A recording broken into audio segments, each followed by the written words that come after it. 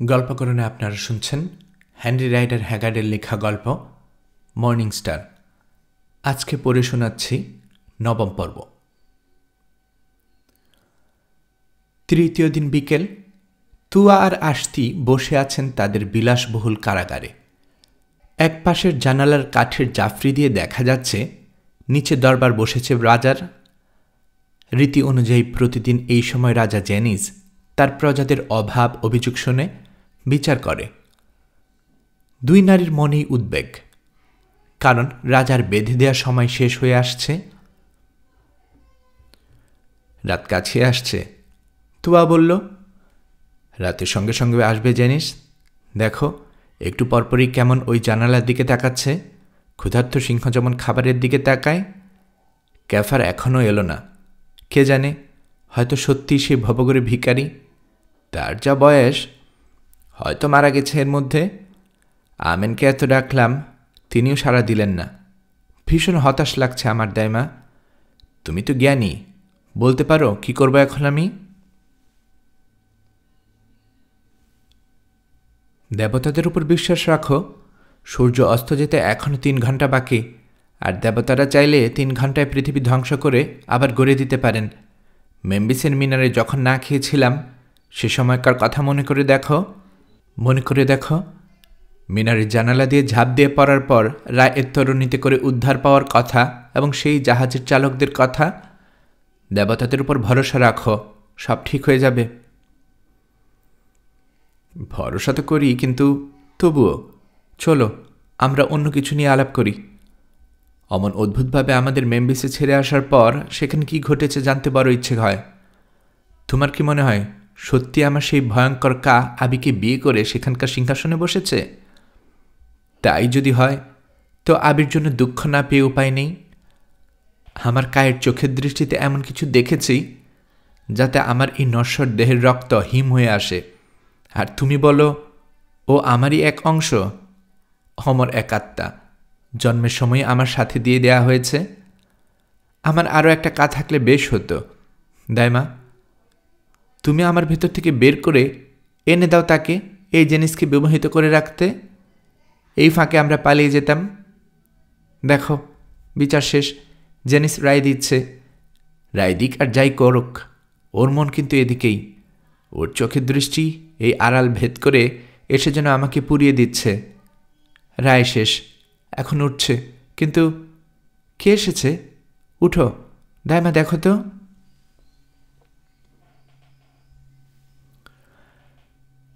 জানালার কাছে গিয়ে আশতি দেখলেন নিচে উঠোনোর ফটকে শতছিন্ন পোশাক পরা সাদা দাড়িওয়ালা দীর্ঘদেহী এক অতি প্রাচীন লোক কাটাময় লাঠিতে ভর দিয়ে দাঁড়িয়ে আছেন।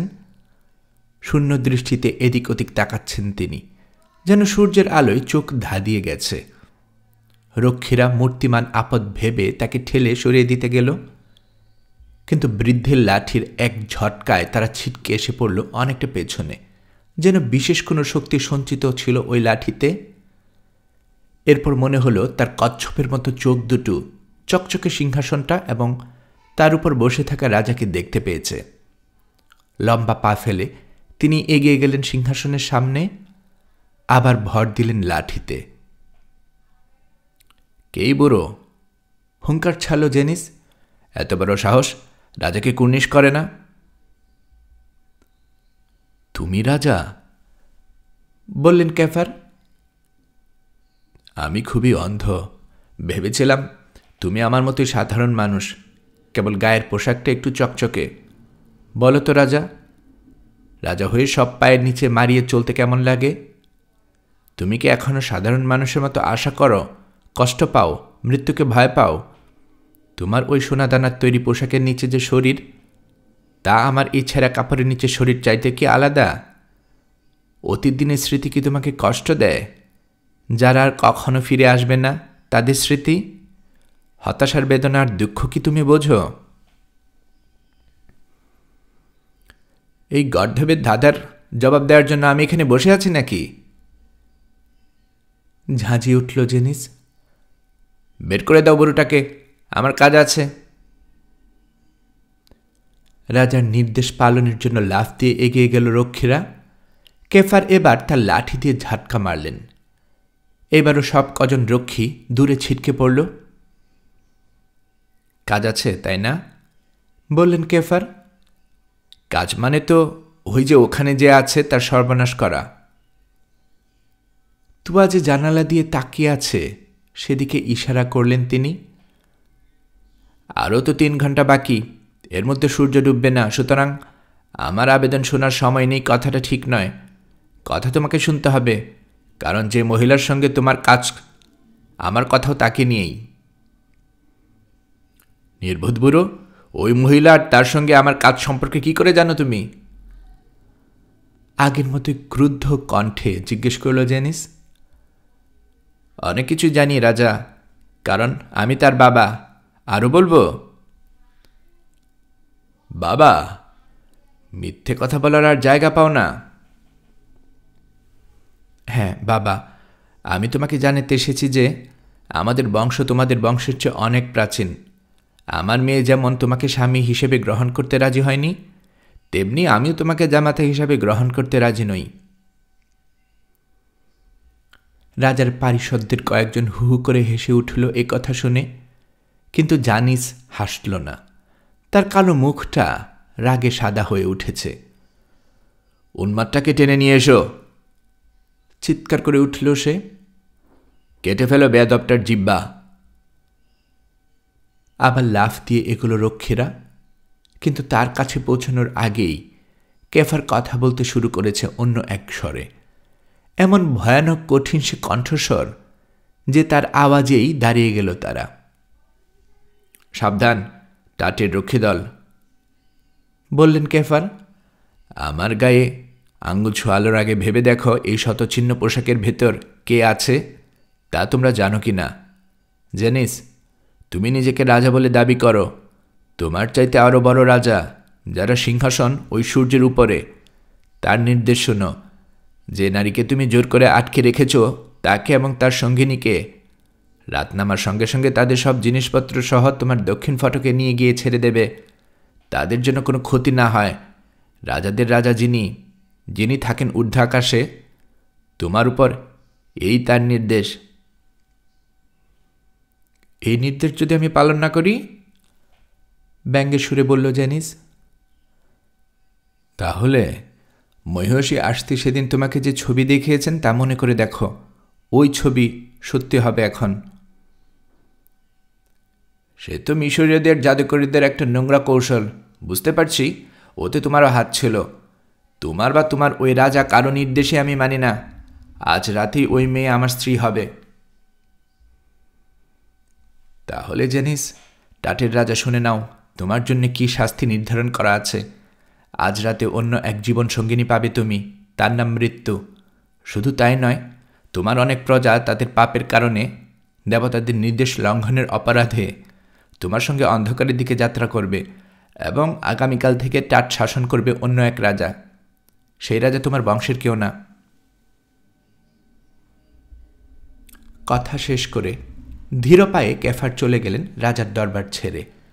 তার চেহারায় পা ফেলার ভঙ্গিতে এমন এক কর্তৃত্ব আর আভিজাত্য ফুটে উঠেছে যে তাকে বাধা দেওয়ার সাহস কেউ পেল না।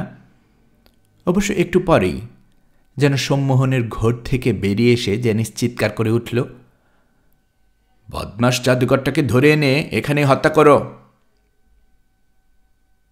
সঙ্গে সঙ্গে বর্ষা উঁচিয়ে ছুটল রক্ষীরা, কিন্তু কোথাও পাওয়া গেল না ক্যাফারকে।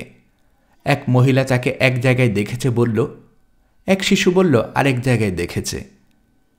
কয়েকজন কৃতদাস বলল তারা তাকে ওইখান দিয়ে চলে যেতে দেখে ভয়ে পালিয়ে এসেছে, কারণ তার কোনো ছায়া পড়ছিল না। এভাবে ধোঁকা খেতে খেতে রক্ষীরা সন্ধ্যার দিকে দক্ষিণ ফটকে পৌঁছে কিছুটা নির্ভরযোগ্য তথ্য পেল। দ্বার রক্ষকরা জানাল, ফটক বন্ধ করার মুহূর্তে ওরকম একজনকে তারা বেরিয়ে যেতে দেখেছে বটে, তবে হঠাৎ ওটা এক বালু ঝড়ের মুহূর্তের মধ্যে সে হারিয়ে যায়।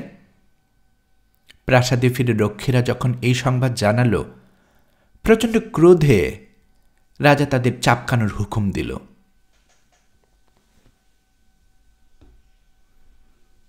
অন্ধকার হয়ে গেছে। নির্ধারিত সময়ে জেনিস মনটাকে শক্ত করে তুয়া আর আশতিকে যে কামরায় আটকে রাখা হয়েছে সেখানে এলো। খোঁজা প্রহরীদের বাইরে দাঁড়াতে বলে নিজে ঢুকল ভেতরে। প্রদীপ জ্বলছে ঘরে, জানালাগুলো সব বন্ধ, তবু বাইরে থেকে ভেসে আসছে প্রচণ্ড ধূলি ঝড়ের গর্জন। জানালার কপাটের ফাঁক ফুকর দিয়ে ঘরে ঢুকছে ধুলো। ঘরের মাঝখানে জলাধারাটির কাছে দাঁড়িয়ে আছে তুয়া আর আশতি।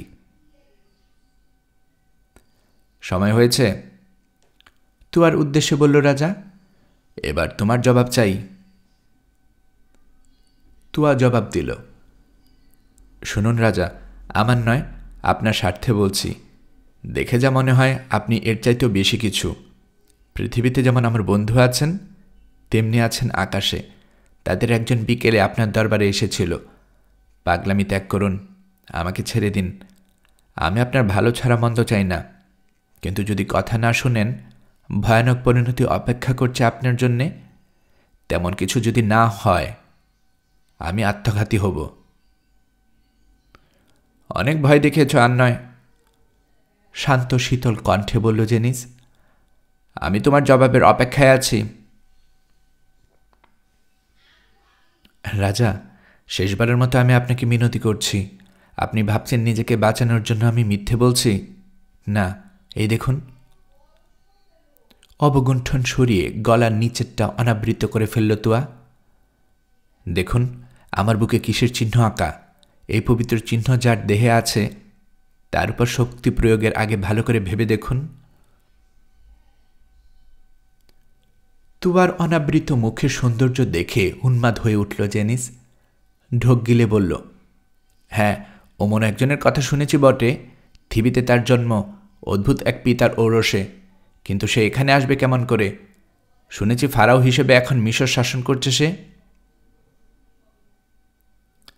এখানে কি করে আসবে? আপনার দরবারে কোনো দৈবজ্ঞ থাকলে তাকে জিজ্ঞেস করুন।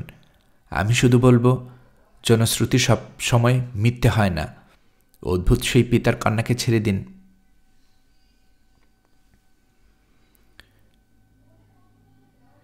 এর মধ্যে আরও একজন তোমার পিতৃত্ব দাবি করেছে, শতচ্ছিন্ন পোশাক পরা এক ভিক্ষুক।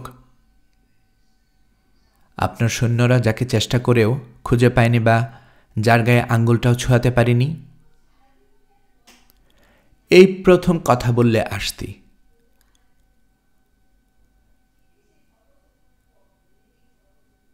তার কথায় কান না দিয়ে বলে চলল জেনিস, যাই হোক, তোমার বাবা ভিখিরি হোক আর দেবতাই হোক, বা তুমি মর্তে নেমে আসা খোদ হাতরও যদি হও, তুমি আমার তৃতীয়বারের মতো জিজ্ঞেস করছি, স্বেচ্ছা আমার রানী হবে, নাকি আমার লোকেরা তোমার সামনে ওই ডাইনিটাকে এই পানিতে ডুবিয়ে মেরে তোমাকে হির হির করে টেনে নিয়ে আসবে? তুয়া কোনো জবাব দিল না। মুখের উপর থেকে ঘুমটাটা পুরো সরিয়ে দিয়ে দুহাত বুকের উপর ভাঁজ করে দাঁড়িয়ে রইল কেবল। আর আশতি বিদ্রুপ করে চলে উঠল, ওহে রাজা, ডাকো তোমার লোকদের। বাতাসে কেবল ধুলো, আমার গলা শুকিয়ে আসছে। ওরা এসে তোমার কথা মতো যদি আমাকে একটু পানি খাইয়ে দিত। প্রচণ্ড ক্রোধে ফেটে পড়ল জেনিস। এই, কে আছিস? আয়, যা বলে রেখেছি সেই মতো শুরু কর। তার কথা শেষ হতে না হতেই দরাম করে দরজা খুলে ঘরে ঢুকল। না, কোনো খোঁজা রক্ষী নয়। ঘরে ঢুকলেন কেফার। শতচ্ছিন্ন পোশাক নয়, তার গায়ে এখন সাদা আল খাল্লা, মাথায় উষ্টিস্য, তার পেছন পেছন রক্তে লাল হয়ে থাকা তলোয়ার হাতে এলো বনু চেহারার মরু সর্দাররা। গালে কালো দাড়ি, ভাবলাসীন মুখ, চোখ গোল গোল, গলায় সবার সোনার শিকল। ভয় কাকে বলে কেউ জানে না। এক পলক দেখেই পরিস্থিতি বুঝতে পারল জেনিস। সাত করে খাপ থেকে তলোয়ার বের করেও দাঁড়িয়ে রইল দ্বিধার সঙ্গে। এর মধ্যে বনু লোকগুলো ঘিরে ফেলল তাকে। সম্ভব হলে মাফ করে দিন ওকে বাবা, বলল তুয়া। প্রেম ওকে পাগল করে দিয়েছিল, এখন আর তা সম্ভব নয়, শান্ত গম্ভীর গলায় বললেন কেফার। দেবতাদের সাবধানবাণীর তোয়াক কাজে করে না, দেবতাদের প্রতিহিংসা তাকে ভোগ করতেই হয়। জেনিস, অসহায় এক নারীর উপর তুমি যে জোর খাটাতে যাচ্ছিলে, পরিণামে তোমার প্রাসাদ এখন পুড়ছে। তোমার নগরে আমার দখলে। তোমার পক্ষে যে অল্প কজন ছিল তারা সবাই নিহত। কাল থেকে অন্য এক রাজা শাসন করবে তোমার জায়গায়। পিতা আমেন তোমার জন্য এই শাস্তির ব্যবস্থা করেছেন।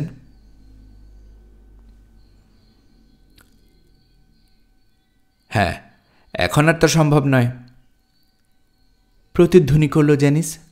নশ্বর মানুষদের নিয়ে যে দেবতারা খেলা করেন, তাদের সঙ্গে মানুষ লড়বে কি করে? এক দেবী আমাকে নির্দেশ দিলেন ভালোবাসার, আর একজন আদেশ দিচ্ছেন মৃত্যুর। তাই হোক, আনন্দের সঙ্গে আমি মরব। জন্মেছি অথচ দুঃখ আর মৃত্যু কাকে বলে জানব না, তা তো হতে পারে না। অপ্রেরিত পুরুষ, আপনি শুধু বলুন, কোন অশুভ শক্তির প্রভাবে আমাদের জন্মাতে হয় আর দুঃখ ভোগ করতে হয়? ক্যাফার ইশারায় কাছে রাখলেন তুয়া আর আশতিকে। এগুলো ওরা বৃদ্ধির দিকে। জেনিস রইল কঠোর চেহারার লোকগুলোর ঘেরাওয়ের মধ্যে। তুয়া যখন তার পাশ দিয়ে যাচ্ছে সে বলল, বিদায় অপরূপা। টাটের রাজা এই জেনিসের কথা মনে রেখো, মনে রেখো। সে প্রাণে বাঁচতে পারত, কিন্তু তোমাকে ভালোবেসে মৃত্যুর পথকেই সে বেছে নিয়েছে। চলে গেল ওরা। মর্মর পাথরের বিরাট কামরাটার দরজা পেরোতেই দেখল খোঁজা রক্ষীদের মৃতদেহ পড়ে আছে মেঝেতে। সিঁড়ি দিয়ে নেমে পড়ে প্রাসাদের সিংহ দরজার কাছে গিয়ে দেখল সেখানেও বেশ কিছু সৈন্যের মৃতদেহ পড়ে আছে। পিছন ফিরে দেখল পুরো প্রাসাদটা আগুন জ্বলছে। রাজপ্রাসাদের বাইরের চত্বরে পৌঁছে ওরা ক্যাফারের নির্দেশে উঠে বসল একটা পালকিতে। কৃষ্ণাঙ্গ বাহকরা পালকি বয়ে নিতে শুরু করল। কোথায় তা তারা জানে না। সারা রাত ওদের বয়ে নেওয়া হলো। কখনো জেগে রইল, কখনো ঘুমালো। সকালবেলা থামল পালকি। নেমে এসে দেখল একটা মরু উদ্যানের ভেতরে রয়েছে ওরা। মরুচরদের বিশাল এক বাহিনী ঘিরে রেখেছে মরুদ্যানটা। টাটনগরের কোনো চিহ্ন কোথাও নেই। রাতে স্বপ্নের মতো ওদের জীবন থেকে তা হারিয়ে গেছে। মরুদ্যানে যে তাঁবুতে ওদের থাকার ব্যবস্থা হয়েছে তার ভেতর রয়েছে ওদের মুক্তা ও সোনা আর তুয়ার হাতির দাঁতের বিনাটা। ভীষণ ক্লান্ত লাগছে দুজনেরই। শুয়ে ঘুমিয়ে পড়ল আবার। ঘুম যখন ভাঙল তখন নতুন একদিনের সূর্যোদয় হচ্ছে। উঠে পাশে সাজিয়ে রাখা খাবার খেয়ে নিয়ে তাঁবুর বাইরে এলো ওরা। এক পাশে একটা খেজুর গাছের নিচে দেখা পেল ক্যাফারের। তার সাথে রয়েছে মরুচর গোত্রপ্রধানরা। তুয়ার আশতিকে দেখে মাথা নুইয়ে সম্মান জানালো তারা।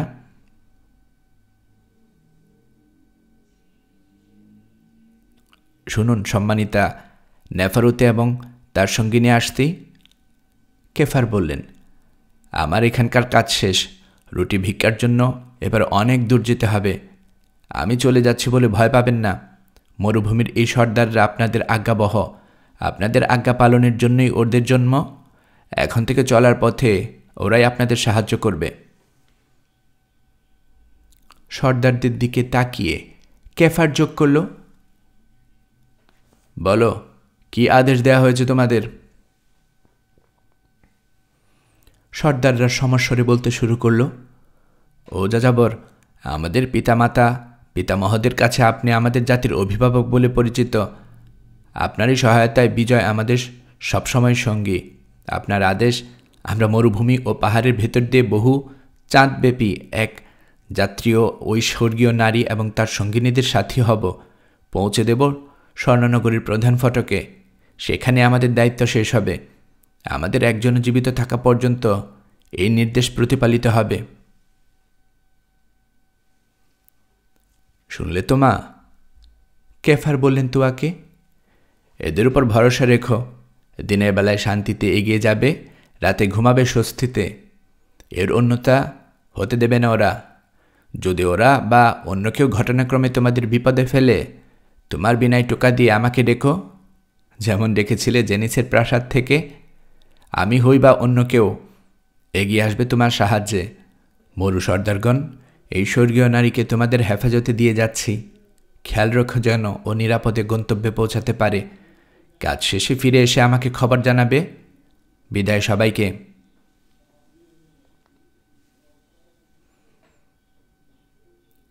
আর একটাও কথা না বলে লাঠি তুলে নিয়ে হনহন করে হাঁটতে শুরু করলেন কেফার। মরুচর সেনাবাহিনীর সৈনিকরা উটগুলোকে হাঁটু গেড়ে বসিয়ে এবং নিজেরাও সালাম দিয়ে তাকে সম্মান জানালো। একটু পরেই ওরা দেখল একটা বালিয়াড়ির উপর দাঁড়িয়ে আছে কেফার। পর মুহূর্তে আর দেখা গেল না তাকে।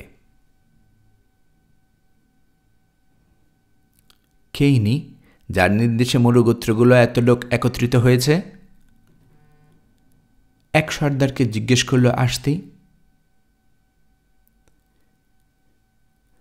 কে উনি তা আমি বা আমরা কেউই জানি না, শুধু এতটুকু বলতে পারি উনি মরুভূমির এবং সেখানে যারা বাস করে তাদের সবার রক্ষক। তার নির্দেশে বয়ে যায় মরুঝড়, যেমন গেছিল গতকাল আমাদের এই বাহিনীকে আড়াল দেওয়ার জন্যে। তারই নির্দেশে ঝর্ণাধারার পানি প্রবাহিত হয়। কোনো গোত্র শক্তিশালী হয়, কোনো গোত্র শক্তিহীন হয়ে হারিয়ে যায়। আমার মনে হয় উনি স্বর্গের নির্দেশ বা রায়ের কার্যকর করার জন্য যখন যেখানে খুশি যেতে পারেন। মরুভূমির লোকেরা তাকে মান্য করে, যেমন করি আমরা, যদিও তার দেখা পাই খুব কম। ওই শতচ্ছিন্ন পোশাকের নিচে শীর্ণ দেহটায় তিনি কেমন শক্তি ধরেন তা তো আপনারা নিজেরাই দেখলেন। ধন্যবাদ সর্দার, বললেন আসতি। আমারও মনে হয় এই যাযাবর এক শক্তি, এবং বড় কোনো শক্তি। এত বড় যে তার নাম আমি উচ্চারণ করব না। আমরা তৈরি, নিয়ে চলুন আমাদের স্বর্ণনগরীতে। দিনের পর দিন, সপ্তাহের পর সপ্তাহ, মাসের পর মাস ওরা এগিয়ে গেল মরুভূমির উপর দিয়ে। প্রথমে দক্ষিণে, তারপর পূব দিকে। বিশাল কাফেলার একেবারে মাঝখানে উটের পিঠে তুয়া আর আসতি। দুজনেরই মুখ অবগুণ্ঠনে ঢাকা। একবার এক পাহাড়ি গোত্রের লোকেরা আক্রমণ করেছিল ওদের। মরু সৈনিকরা সহজে তাদের পরাজিত ও বিতাড়িত করে। একবার মরুভূমিরই এক গোত্রের সঙ্গে ভয়ঙ্কর যুদ্ধ হয়ে যায়। কাফেলায় এক দেবী আছে শুনে তারা তাকে নিজেদের দখলে নিতে চেয়েছিল। তাদেরও হারিয়ে দেয় মরু সৈনিকরা। সেই যুদ্ধে ঘোড়ার পিঠে চেপে নেতৃত্ব দিয়েছিল তুয়া নিজে। ওর সাদা পোশাক পরা রণসাজে সজ্জিত মূর্তি দেখেই শত্রু হতবিহব্বল হয়ে পালিয়েছিল। একবার এক মরুদ্যানে পুরো 2 মাস ওদের তাঁবু করে থাকতে হয়েছিল বৃষ্টি নামার অপেক্ষায়। বৃষ্টি নামার পর আবার শুরু হয়েছিল বিরামহীন যাত্রা। অবশেষে এক রাতে ওরা তাঁবু ফেলল এক পাহাড়ের উপর। পরদিন ভোরে আলো ফুটে ওঠার সঙ্গে সঙ্গে তুয়া আর আসতি তাঁবু থেকে বেরিয়ে এলেন। নিচে প্রশস্ত এক নদী, সেটা যে নীল নদ তা তাদের বুঝতে অসুবিধা হল না। নদীর তীরে দেখতে পেলেন স্বর্ণনগরীর নাপাতার পিরামিড আর মন্দিরের সারি। আমেনের দক্ষিণ নগরী হিসেবে পরিচিত এই নাপাতা। অবশেষে আবদ্ধনগরে পৌঁছাতে পারায় ঈশ্বরের প্রতি কৃতজ্ঞতা প্রকাশ করলেন তাঁরা। দিনের প্রথম আলোয় উদ্ভাসিত নগরীর দিকে অপলক তাকিয়ে আছেন দুজন। এই সময় মরুচর সৈনিকদের প্রধান এসে কুর্নিশ করে দাঁড়াল।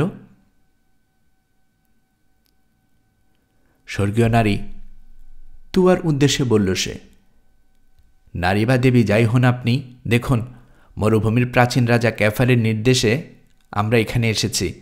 ওই যে নাপাতা নগরী, আপনাদের একাই যেতে হবে ওখানে। আমরা মনুচরেরা যুদ্ধ ছাড়া আর কোনো প্রয়োজনে নগরে প্রবেশ করি না। আমার লোকেরা ফিরে যাবার জন্য ব্যাকুল হয়ে উঠেছে।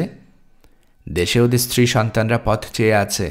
তাছাড়া আমাদের এতজনকে একসাথে দেখে নাপাতের লোকেরা শত্রু ভেবে আক্রমণ করে বসতে পারে। ঠিক বলেছ, বলল তুয়া। তোমাদের সবাইকে আমার অশেষ ধন্যবাদ। ঈশ্বর তোমাদের এই কাজের পুরস্কার দেবেন। নিজ ভূমির পথে রওনা হয়ে যাও তোমরা। যাবার আগে সামান্য উপহার নিয়ে যাও আমার কাছ থেকে। টাটনগরীতে মুক্তা বিক্রি করে যে সোনা জমা হয়েছিল তা নিয়ে আসতে বলল তুয়া। পরিমাণে তা কম নয়, প্রায় পুরো সোনা মরুচরদের ভেতর ভাগ করে দেওয়ার জন্য তুলে দিল সে সেনাপতির হাতে। সামান্য একটু সোনা আর মুক্তাগুলো রেখে দিল নিজের প্রয়োজনে লাগতে পারে ভেবে। সেনাপতি আর তার সহকর্মীরা তাকে অভিবাদন জানিয়ে তাদের সেনাদলের কাছে গিয়ে দাঁড়াল। ভোরের কুয়াশার ভেতর দিয়ে রওনা হয়ে গেল বিশাল বাহিনীটা। একটু পরেই ধুলোর এক মেঘের আড়ালে হারিয়ে গেল তারা। উটের পিঠে বসে তুয়া আর আশতি রাতের স্বপ্নের মতোই ওদের মিলিয়ে যাওয়া দেখলেন। তারপর কালো অবগুণ্ঠনে নিজেদের আবৃত করে পাহাড়ের ঢাল বেয়ে নামতে শুরু করলেন নীল নদের পাড়ের দিকে। ওই পাড় ধরে কিছু দূর এগোলেই নাপাতার প্রধান প্রাচীর। অন্য যাত্রীদের সঙ্গে মিশে গিয়ে একের পর এক পিরামিডের পাশ কাটিয়ে অবশেষে ওরা পৌঁছাল নগরীর উত্তর তোরণে। সোনায় মোড়া কপাট তখনও খোলা হয়নি বলে অপেক্ষায় থাকতে হলো ওদের। শহরের বাজারে বিক্রি করার জন্য 3টে গাধার পিঠে শাকসবজি চাপিয়ে এনেছে এক কৃষক মহিলা। ওদের সঙ্গে আলাপ শুরু করল সে। জানতে চাইল কোথা থেকে এসেছে। আশতি জবাবে বললেন তারা মিরনগরী থেকে আসছেন, পেশা মুক্তা বিক্রি করা এবং গান গাওয়া। তাহলে তো একেবারে ঠিক জায়গায় এসেছেন, বলল মহিলা। নাপাতার মুক্তার খুব চাহিদা, দামও ভালো, আর এখানকার তরুণ রাজা গান খুব ভালোবাসেন। তরুণ রাজা? জিজ্ঞেস করলেন আশতি। তার নাম কি? পুরনো রাজার কি হয়েছে? মেরোতে খুব বেশি দিন ছিলেন না মনে হচ্ছে, সন্নিধ্য সুরে বলল মহিলা। থাকলে জানতেন পুরনো রাজা এখন ওসিরিসের সাথে রয়েছে, ওই পিরামিডের নিচে। মিশরের ফারাওয়ের পাঠানো সেনাপতি ভয়ঙ্কর যুদ্ধে পরাজিত করার পর রাজাকে ওখানে সমাহিত করেন। সেই সেনাপতি এখন রাজা এখানকার। ওহ, সে কি এক অবিশ্বাস্য কাহিনী! 3000 মিশরীয় সৈন্য নিয়ে এসেছিলেন সেই সেনাপতি। সঙ্গে ছিল ক্যাশ যুবরাজের মমি করা মৃতদেহ। মনে হয় সেনাপতি তাকে হত্যা করেছিলেন। শুনেছি দুজনই নাকি মিশরের রানীর প্রাণীপ্রার্থী ছিলেন। কেশ যুবরাজ নিহত হবার পর রানী তার সেই সেনাপতিকে নাপাতায় এসে এখানকার রাজার কাছে আত্মসমর্পণ করার নির্দেশ দেন, যাতে রাজা তার অপরাধে বিচার করতে পারেন। সেনাপতি তাই করেছিলেন। রাজা তাকে আমেনের পবিত্র জাহাজের মাছ তুলে ঝুলিয়ে ফাঁসির আদেশ দেন। সেনাপতি তখন বলেছিলেন যদি রাজার ক্ষমতা থাকে তাকে ফাঁসি দেওয়ার, তাহলে তিনি ফাঁসিতে ঝুলতে রাজি আছেন। এরপরেই নাপাতার লোকদের সাথে মিশরীয়দের যুদ্ধ শুরু হয়ে যায়। যুদ্ধে নাপাতার অনেক সৈন্য মিশরীয়দের পক্ষ নিয়েছিল। রাজা ছিলেন ভীষণ নিষ্ঠুর। এই কারণে তার উপর অনেকেরই রাগ ছিল। সুযোগ পেয়ে তারা বিদ্রোহ করে বসে। শেষ পর্যন্ত মিশরীয় আর বিদ্রোহীরা জয়ী হয়। রাজা মারা যায় যুদ্ধে। তখন সবাই মিশরীয় সেনাপতিকে সিংহাসনে বসায়। তার নাম? ওহো, একদমই মনে পড়ছে না। এত নাম তার কয়টা মনে রাখা যায়? যাই হোক, দেখতে অসম্ভব সুন্দর। তার মাথায় কিছুটা ছিট থাকলেও সবাই তাকে ভালোবাসে। এই তো ফটক খুলছে, চলি তাহলে।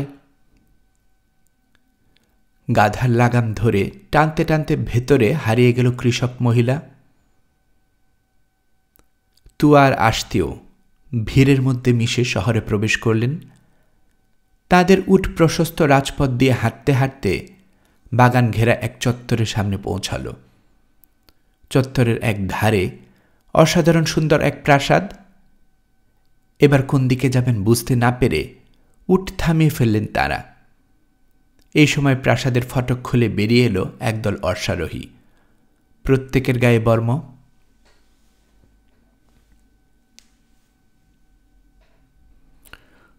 ওদের ডালে কি লেখা দেখছ? ফিসফিস করে বললেন আশতি। দেখল তুয়া, ঢালের উপরে আঁকা রাজকীয় প্রতীক চিহ্নের ভেতর লেখা রয়েছে তার নিজের নাম আর নতুন উপাধি। দেবতাদের পিতা, আমিনের কৃপায় নাপাতার মহিষী নারী, উচ্চ ও নিম্ন ভূমির রানী, দক্ষিণের তোরণ উন্মোচনকারী নেতের তুয়া।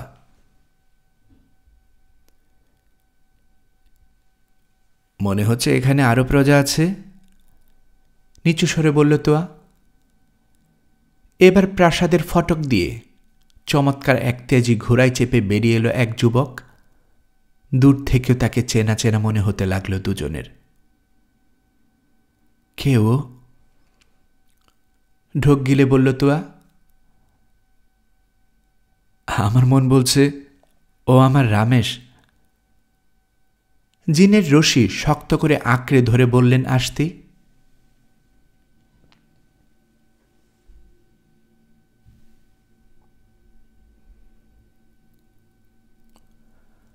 কোনো সন্দেহ নেই, অশ্বারোহী রামেশ।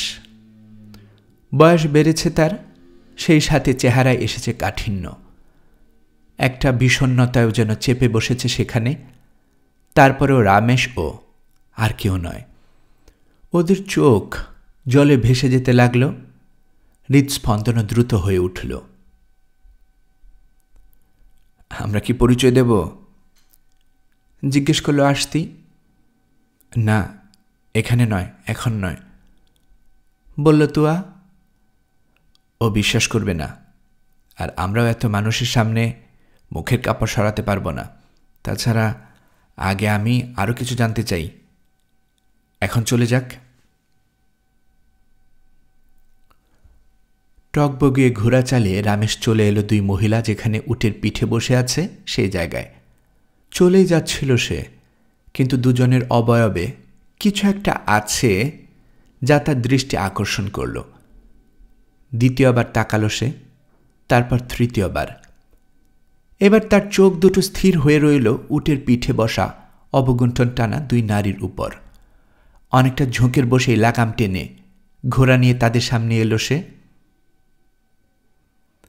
এমন সুন্দর উট যাদের, তারা কারা?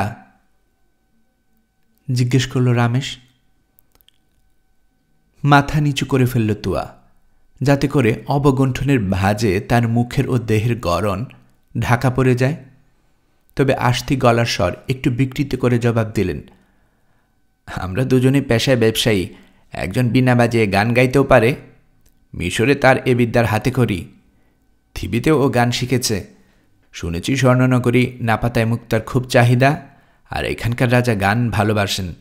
সেজন্যই আমরা নীলনদের উজান অঞ্চল থেকে এসেছি নগরীতে। কিন্তু আপনি কে, বলবেন কিছু? আমিও মিশরীয়, জবাব দিল রামেশ। আমি মিশরের রানী হয়ে এই নগর শাসন করছি। না, যে রানীকে আমি চিনতাম এখন আর সে রানী নেই। বরং বলা ভালো, আমি শাসন করছি মিশরের ফারাওয়ের পক্ষে। গুপ্তচর মারফত খবর পেয়েছি আমেনের নক্ষত্র মানে রানী মেম্বিসের কুমার আবিকে বিয়ে করেছেন। অবশ্য তারা এও বলেছে তাকে বিয়ে করার মজা হাড়ে হাড়ে টের পাচ্ছে আবি। বলে হা হা করে তিক্ত এক হাসি হাসল রামেশ। আস্তি বললেন, অনেকদিন হয় আমরা থিবি ছেড়ে এসেছি। সত্যি কথা বলতে কি, ব্যবসার কারণে অনেক বছর ধরে দেশে দেশে ঘুরছি, তাই এসবের কিছুই জানা ছিল না। কিন্তু সত্যি যদি আপনি এই শহরের প্রশাসক হয়ে থাকেন, আপনার দেশে মেয়ে হিসাবে আপনার প্রতি অনুরোধ আমাদের নিরাপদে থাকার ব্যবস্থা করে দিন। আর বিকেলে অনুগ্রহ করে আপনার প্রাসাদে আমাদের একটু সময় দেবেন। আমরা আপনাকে মুক্তা দেখাবো। পছন্দ হলে কিনবেন, না হলে কিনবেন না। সেই সুযোগে আমার এই সঙ্গিনী আপনাকে মিশরের কিছু প্রাচীন সঙ্গীত শোনাবে। আমি সৈনিক, জবাব দিল রামেশ। আমার কাছে মুক্তার চেয়ে তরবারের মূল্যই বেশি। তাছাড়া আমি একা থাকি, কোনো স্ত্রীলোক নেই আমার বাড়িতে। যাই হোক, তবু আমার দেশের খাতিরে নাকি আমেনের ইচ্ছায় বলতে পারবো না, আপনার অনুরোধ আমি রাখব। এখন আমি যুদ্ধের অনুশীলনের সৈনিকদের নিয়ে বাইরে বেরোচ্ছি। সন্ধ্যার পর আপনারা আসতে পারবেন আমার প্রাসাদে। তখন দেখব আপনাদের পসরা, গানও শুনব। ওর পেছন পেছন আসা এক সেনা কর্মকর্তাকে ডেকে রামেশ বলল, এই মিশরীয়দের নিয়ে যাও, প্রাসাদের অতিথিশালায় এদের থাকার ব্যবস্থা করো। খেয়াল রাখবে কেউ যেন এদের বিরক্ত না করে। সন্ধ্যার পর নিয়ে আসবে আমার কাছে। টক বগিয়ে ঘোড়া ছুটিয়ে চলে গেল রামেশ। সেনা কর্মকর্তা দুই নারীকে নিয়ে চলল রাজপ্রাসাদের অতিথিশালার দিকে।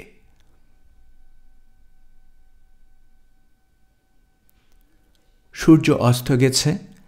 সাদার উপর রাজকীয় লালের কাজ করা চমৎকার এক পোশাক পরেছে তুয়া। উটের পিঠে করে যেসব জিনিসপত্র ওরা এনেছে সেগুলোর ভিতর ছিল এই পোশাক। দীর্ঘ কেশরাশি আছড়ে খোপা করে তাতে সুগন্ধি দিয়েছে। গলায় পড়েছে বড় মুক্তার তৈরি একটা মালা। সাজসজ্জা শেষ করে মাথার উপর টেনে দিল ঘুমটা। তারপর হাতির দাঁত আর সোনায় তৈরি বিনাটা হাতে নিয়ে অপেক্ষায় রইল কখন রামেশের কাছ থেকে লোক আসে নিয়ে যাওয়ার জন্যে। আস্তিও অপেক্ষা করছে, তবে তিনি পরেছেন সাধারণ কালো পোশাক, তার উপর কালো ঘোমটা। একটু পরেই সেই সেনা কর্মকর্তা এলো, জানতে চাইল ওরা প্রশাসকের কাছে যাবার জন্য তৈরি কিনা। প্রশাসক? আস্তি বললেন, আমি তো ভেবেছিলাম উনি রাজা। রাজাই উনি, বললেন কর্মকর্তা, কিন্তু ওনার খেয়াল নিজেকে বলেন আমিনের নক্ষত্র, মিশরের সিংহাসক দখলকারী আবির স্ত্রী নেতৃত্বার নিয়োগ করা প্রশাসক। যেখানে নিজের যোগ্যতায় ফারাও হতে পারেন সেখানে এভাবে নিজেকে নিচে নামিয়ে রাখা পাগলামি ছাড়া আর কি বলা যায় বলুন তো? আমরা সাধারণ ফেরিওয়ালা, এসব বড় বড় ব্যাপারে নাক গলানো আমাদের সাজে না, বললেন আস্তি। ফারাও সেনাপতি বা প্রশাসক যাই হন না কেন, তার কাছে নিয়ে চলুন আমাদের। সেনা কর্মকর্তা প্রথমে তাদের নিয়ে গেল প্রাসাদের পাশের এক দরজার কাছে। সেখান দিয়ে ঢুকে বহু অলিপথ, সিঁড়ি আর কামরা পেরিয়ে যাবার সময় তুয়া চিনতে পারল বহু সৈনিক আর কর্মকর্তাকে। মিশরীয় সেনাবাহিনীর বাছাই করা সৈনিক তারা। তারই নির্দেশে রামেশের সঙ্গে এসেছিল। অবশেষে পৌঁছাল ওরা অনাড়ম্বর মধ্যম আয়তনের একটা কক্ষে। আসন দেখিয়ে বসতে বলল কর্মকর্তা। একটু পরেই পাশের একটা দরজা খুলে ঘরে ঢুকল রামেশ। সাদাশীতে মিশরীয় সেনাপতির পোশাক পরনে, তার উপর কোনো রাজকীয় চিহ্ন বা প্রতীক ওরা দেখতে পেল না। কেবল তার করে আঙ্গুলবিহীন ডান হাতের অনামিকায় চকচক করছে একটা রাজকীয় আংটি। তুয়ার খুবই চেনা আংটিটা। রামেশের সাথে ঘরে ঢুকেছে কয়েকজন সেনা কর্মকর্তা। তাদের সঙ্গে সামরিক বিষয়াদি নিয়ে কথা বলছে সে। দুই মহিলাকে দেখে সৌজন্যের সঙ্গে অভিবাদন জানিয়ে বসিয়ে রাখার জন্য দুঃখ প্রকাশ করল সে। কি যেন দেখাবেন আমাকে বলছিলেন? ও, মনে পড়েছে, মূল্যবান রত্ন। মনে হচ্ছে ভুলবাজারে নিয়ে এসেছেন আপনাদের পণ্য। নাপাতাকে যদিও স্বর্ণনগরী বলা হয়, কিন্তু যা সম্পদ এর আছে তা এর নিজেরই প্রয়োজন, বাড়তি নেই। আমি নিজে সেনাপতি যা বেতন আর এই প্রাসাদ চালিয়ে নিতে যা প্রয়োজন তার চেয়ে বেশি অর্থ রাজকোষ থেকে নেই না। তবুও নিয়ে যখন এসেছেন, দেখান আপনাদের জিনিস। আমি নিজে না কিনলেও কোনো ক্রেতা হয়তো খুঁজে দিতে পারব। রামেশের এই সাধাসিধে কথা শুনে আস্তি আর তুয়ার হৃৎপিণ্ড এত জোরে স্পন্দিত হতে লাগলো যে কিছুক্ষণ তারা কোনো কথা বলতে পারল না।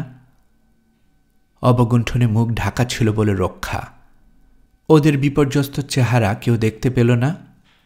অনেকক্ষণের চেষ্টায় নিজেকে সামনে নিয়ে আস্তি বললেন, আপনি না কিনলেও আপনার স্ত্রী বা প্রাসাদের কোনো ভদ্রমহিলা হয়তো কিনবেন। মুহূর্তে রাগে মুখ লাল হয়ে উঠল রামেশের। আগে কি আপনাদের বলিনি আমার কোনো স্ত্রী নেই আর এই প্রাসাদে কোনো মহিলাও থাকে না? তা আপনি বলেছিলেন, বিনীত কণ্ঠে বললেন আস্তি। আগের মতো বিকৃত গলায় কথা বলছেন তিনি। আপনার কথা বিশ্বাস করিনি বলে ক্ষমা করবেন। আমার মেয়ে আর আমি বহু দূর দেশ ঘুরে বহু রাজা রাজপুত্র দেখেছি তাদের সবারই স্বভাব এর বিপরীত, তাই বিশ্বাস করতে পারিনি। তবু দেখায় আমাদের জিনিস। নিশ্চয়ই নাপাতার সব পুরুষ অবিবাহিত নয়।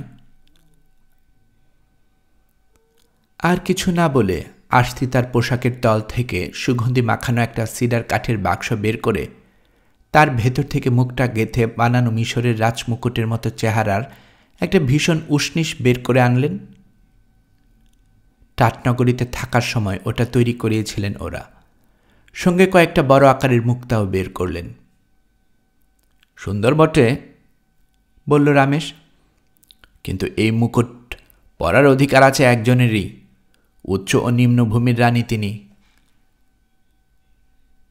কেন?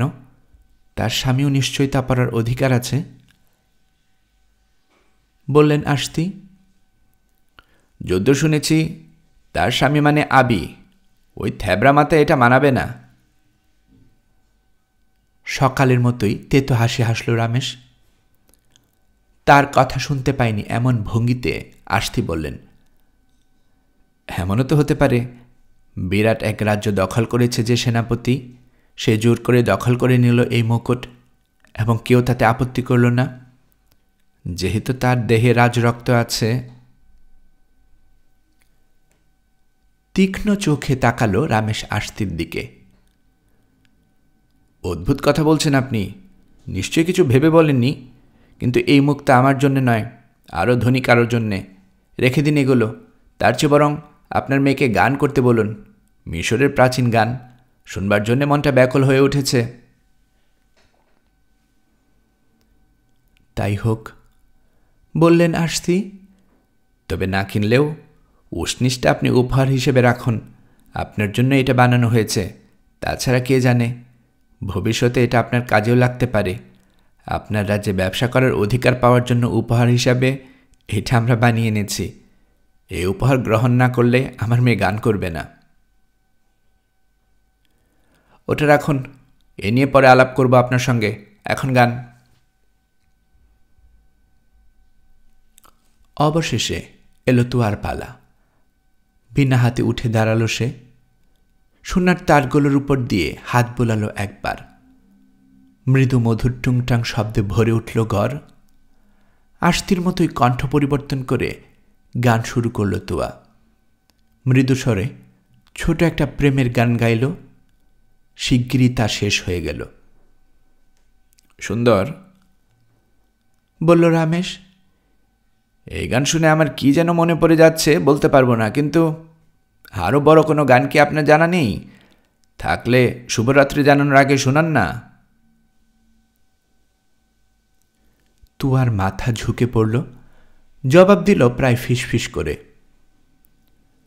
যদি চান শোনাব সেই পুরুষের কাহিনী, অনেক উঁচুতে হৃদয় সঁপে দেবার পরিণামে যার পতন হয়েছিল ক্রুদ্ধ দেবীর রোষে। শোনান, অনেকদিন আগে একবার ওরকম একটা গান আমি শুনেছিলাম। আবার শুরু করল তুয়া। সমস্ত মন প্রাণ সঁপে দিয়ে গাইল সেই গান, যেটা থিবিতে কেশ যুবরাজের সম্মানে আয়োজিত ভোজসভায় গিয়েছিল। অপূর্ব মধুর সুর, স্বরে গানের প্রথম পংক্তি শেষ হবার আগেই হতচকিত রমেশ দাঁড়িয়ে গেল।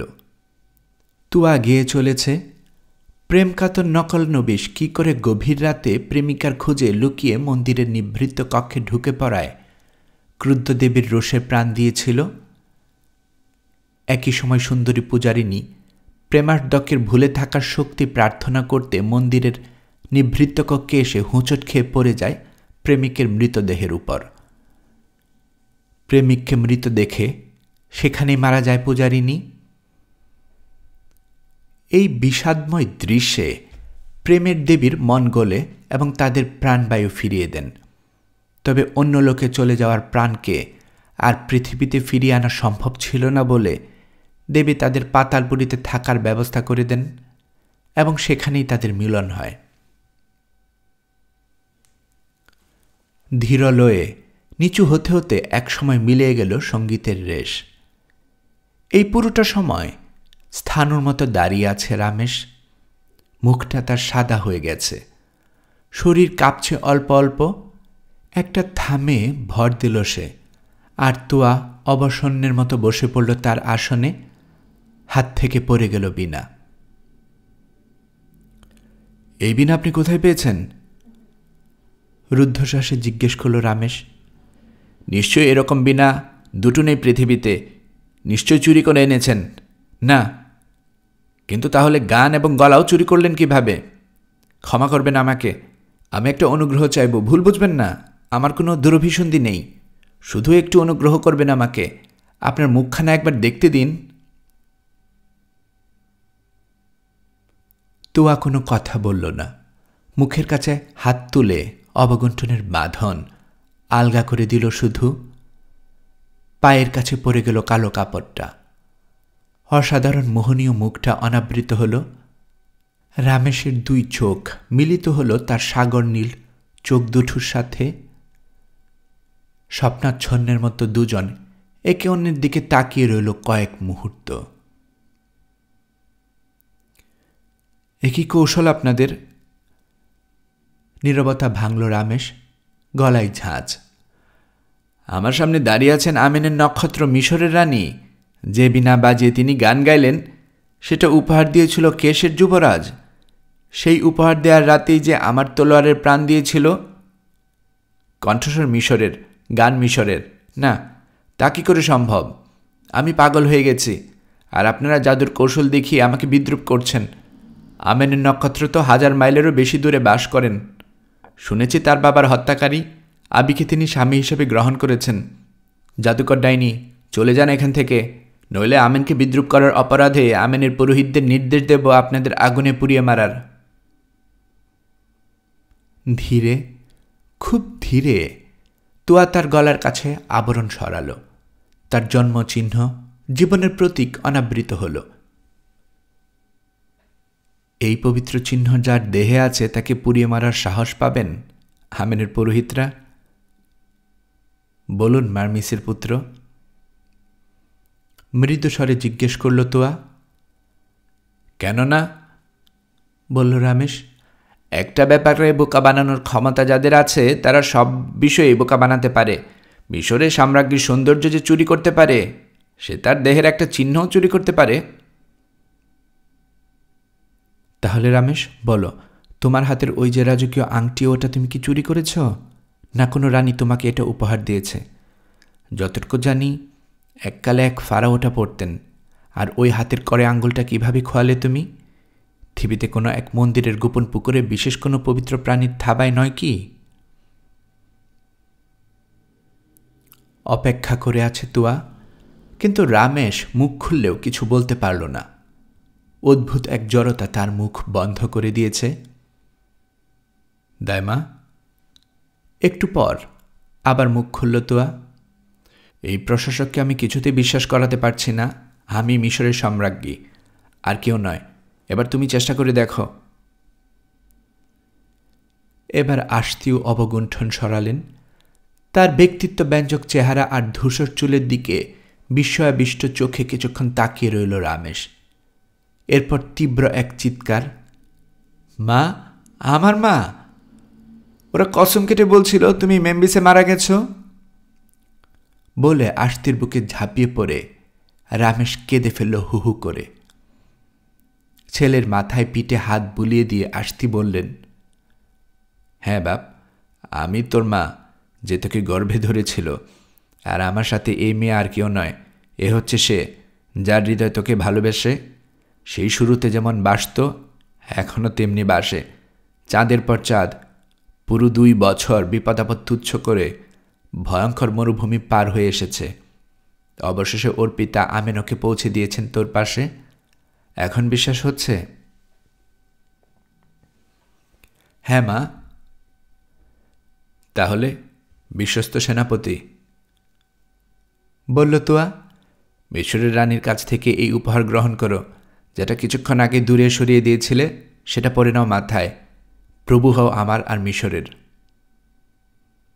বলে তুয়া মুক্তা দিয়ে মিশরের রাজমুকুটের আদলে তৈরি উষ্ঠিষ্টটা পরিয়ে দিল রামেশের মাথায়, যেমন দিয়েছিল থিবিতে সেই ভোরে, যেদিন রামেশ রওনা হয়ে আসে নাপাতের পথে।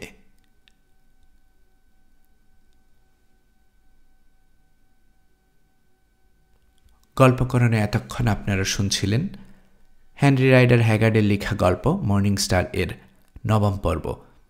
আমি নিয়মিতভাবে গল্প পাঠ করে আপনাদেরকে শোনাচ্ছি। গল্প পাঠ ভালো মনে করে থাকলে আমার এই গল্পটি আপনার বন্ধুবান্ধব প্রিয়জন সবার কাছে শেয়ার করবেন, তাতে করে তারা এই গল্পটি শোনার সুযোগ পাবে। আপনারা ভালো থাকবেন সেই প্রত্যাশায় এখানে বিদায় নিচ্ছি।